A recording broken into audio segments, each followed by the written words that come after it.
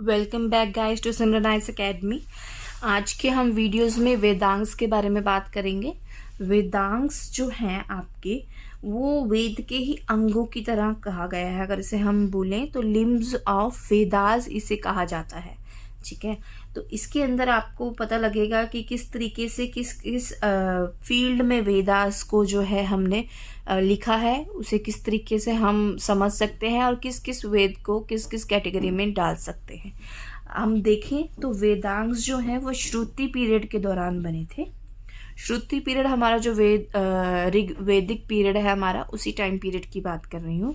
श्रुति वहाँ पे जब हम मेमोराइज कर रहे थे चीज़ों को, तो मेमोरी टू मेमोरी जब हम आगे आगे बच्चों को समझा रहे थे, मतलब कि आगे आगे जो हमारी एजुकेशन है वो हम बढ़ा रहे थे अपनी एजुकेशन को, उस तरीके उस पीरियड को हमने कहा है श्रुति पीरियड। और श्रुति पीरियड के अंदर ही हमने वेदांग्स के बारे में लिखा गया है। वेदांग्स को एक तरह से व्याकरण कहा जाता है, जो अष्ट अध्याय भी इसे कहा जाता है, और ये पनिनी द्वारा लिखी गई है। इसके जो 6 लिम्स के बारे में मैं आपको बताती हूँ। इसके अंदर जो क्वेश्चंस हमारे पूरी स्पेसिफिकली आते हैं, जैसे कि इसके 6 लिम्स होते हैं, 6 इसके पार्ट्स हैं। फर्स्ट पार्ट जो इसका है वो शिक्षा के अंदर हमने लिया है। इसके रिलेशन जो है हमारे फिनोटिक्स के साथ है, किस तरीके से हम वर्ड्स को प्रोनाउंस कर रहे हैं, किस तरीके से मंत्र का उच्चारण हमें करना चाहिए, किस तरीके से किस हाइम को हमें उच्चार करना चाहिए, क्या हमारा रहता है, किस तरीके से हम उसको इफ़ेक्टिवली यूज़ कर सकते हैं, किस तरीके से हम उसे बोल सकते हैं, है ना। उसके बारे में यहाँ पे कहा गया है। बेसिकली इससे ये मान्यता के बारे में पता लगता है कि अगर हम वर्ड्स को प्रोनाउंशिएट सही कर रहे हैं तो उसका असर, उस मंत्र या हाइम का असर उसी तरीके से हमारी लाइफ में या लाइफ रिचुअल में आता है। ठीक है, अगर हम उसके दूसरे लिम्ब के बारे में बात करें तो इसका दूसरा जो लिम्ब है वो व्याकरण है, जो आपका ग्रामर पार्ट है। इसका रिलेशन आपके ग्रामर के साथ है। यहाँ पे आपके संस्कृत ग्रामर के बारे में बात की गई है, जो आज के समय की संस्कृत से बिल्कुल डिफरेंट है। इसमें हमें वर्ड फॉर्मेशन के बारे में पता लगता है, एनालिसिस के बारे में पता लगता है, डिकम्पोजिशन ऑफ वर्ड्स के बारे में पता लगता है कि हम कैसे वर्ड्स को डिकम्पोज कर सकते हैं, कैसे उसे बांट के हम लिख सकते हैं, वर्ड किस तरीके से नया बना सकते हैं। इसी के अंदर हमें पता लगता है कि अरण्यकास के अंदर भी ग्रामर मौजूद थी। जो हमारा अरण्यकास हमारी बुक है उसके अंदर भी ये मौजूद थी, ग्रामर व्याकरण वाली, जो इसमें हमारी नॉलेज है, बट वो आज के समय में प्रेजेंट नहीं है। ठीक है, और तीसरे की अगर हम बात करें तो वो है निरुक्त। थर्ड इस लिम्ब इसका है निरुक्त। इसमें एटिमोलॉजी के बारे में बताया गया है, मतलब कि किस तरीके से उसकी इंटरप्रिटेशन हो सकती है ना, क्या उसकी एक्सप्लेनेशन हो सकती है, किस तरीके से उस वर्ड को ऑब्सक्योर कर सकते हैं हम, क्या उसके बारे में हमें वेदास में मिला है, उस बारे में पता लगता है कि क्या उसका ढांचा किस तरीके से जो है हमारा वेदास को लिखा है, या उसके अंदर एटमोलॉजी किस तरीके से इंटरप्रेट की जा रही है। हमारा जो इसका 4th पार्ट है वो है छंद। छंद के अंदर बेसिकली जो हमारी बात की गई है वो है टोन की, किस तरीके से हम पोइट्री को बोलते हैं, किस तरीके से हम उसे यूज कर सकते हैं, क्या टोन के साथ म्यूजिक या फिर उस समय के हमें कहें कि पोइट्री को किस तरीके से हमें बोलना चाहिए, उसके बारे में लिखा है कि छंद किस किस तरीके से हम यूज कर सकते हैं, बोल सकते हैं टोन्स की। Deals with the analysis of the types of metre used in the construction of various Vedic hymns, मतलब कि टाइप्स किस तरीके से हम यूज कर रहे हैं कि उसकी कंस्ट्रक्शन हो रही है हमारे वैदिक हाइम्स के अंदर। बेसिकली आपको सिर्फ इतना पता होना चाहिए कि ये एक एनालिसिस है जिसके अंदर हमें पता लगता है कि किस तरीके से वैदिक हाइम्स को हमने कंस्ट्रक्ट किया है, उसे किस तरीके से हमने बोला है। इसके 5th के बारे में अगर बात करी जाए तो इसका 5th पार्ट है कल्प।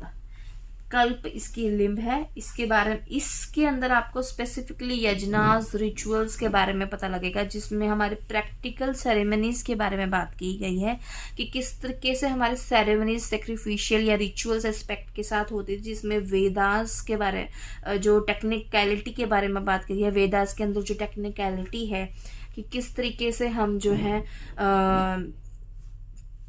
आपका, अगर मैं कहूँ कि किस दिशा में मुंह रख कर हमें पूजा करनी है, या किस तरीके से हमें जो भी है आपका परफॉर्म करना है रिचुअल्स को। इसके अंदर भी कल्पसूत्र के अंदर भी आपके 4 और पार्ट्स हैं, जिसके बारे में आपको अगर मैं बताऊं तो सौराष्ट्र शुता पहला इसका पार्ट है। इसके अंदर हमारे सोशल वेलफेयर यजनास के बारे में बात की गई है कि किस तरीके से जो हमारे है यजनास परफॉर्म किए जाते थे वो सोशल वेलफेयर के लिए उस टाइम पे। अगर जैसे कि मैं एग्जांपल दूं तो अगर बारिश नहीं हो रही है तो किस तरीके का, क्या अग्नि का इस्तेमाल करके हमें यजना परफॉर्म करना चाहिए था। इस बुक के अंदर स्पेसिफिकली 3 टाइप्स ऑफ आपके फायर यूज के बारे में बताया गया है। दूसरा जो कल्पसूत्र का पार्ट है वो है आपका गृहस्थ सूत्र। इसके अंदर आपका प्राइवेट लाइफ के सूत्र के बारे में बताया गया है कि किस तरीके से हमारी जो लाइफ में संस्कार होते हैं वो 16 प्रकार के होते हैं, और हमें मैरिज या बर्थ या फिर मौत के समय या कि ऐसे समय पे किस तरीके से रिचुअल्स परफॉर्म करने चाहिए। एक प्राइवेट लाइफ में प्रॉपर 16 संस्कार के बारे में यहाँ पे बताया गया है। इसी के अंदर कल्प सूत्र के अंदर आपका 3rd जो पार्ट है वो है धर्म सूत्र। धर्म सूत्र के अंदर आपका ड्यूटीज के बारे में बताया, जैसे कि इसका नाम ही धर्म है तो धर्म के हिसाब से आपको ड्यूटीज किस तरीके से यूज करनी है। उसके लिए जो आपके यजनास परफॉर्म किए जाते थे, आपके हवन किए जाते थे, उसके बारे में बताया गया है। 4th इसका पार्ट आपको पता लगेगा शूल्ब सूत्र। 4th पार्ट इसका है शूल्ब सूत्र, जिसमें टेक्निकलिटी को समझाया गया है कि हवन कुंड का क्या साइज होना चाहिए, या हमारा हवन करते वक्त हमें किस तरफ फेस करना चाहिए। ठीक है, इस तरीके से इसको हमें डिफाइन किया गया है। और अगर हम इसकी बात करें लास्ट वाला ज्योतिष के बारे में, तो ज्योतिष के अंदर हमारी जो है ऑब्वियसली आपको नाम पढ़ के एस्ट्रोलॉजी दिमाग में आएगी ही।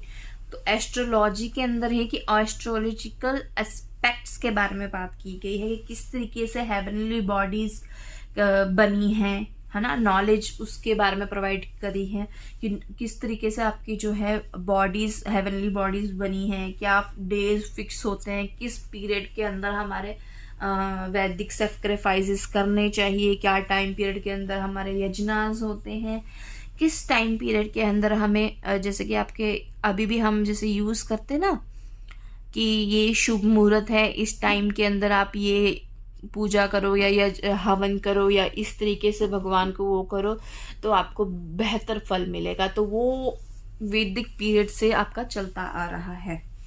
और एस्ट्रोनॉमी के ऊपर अगर हम देखें तो लेटर जो है लाइफ में आगे जाके वर्क करते हैं आर्यभट्ट और भी बहुत सारे हमारे जो एस्ट्रोलॉजर्स हैं और बहुत सारे फील्ड में काम करने वाले और भी जो लोग हैं, है ना। अगर आपको कोई डाउट हो तो आप इसके कमेंट सेक्शन में हमसे पूछ सकते हैं। For till then all the very best.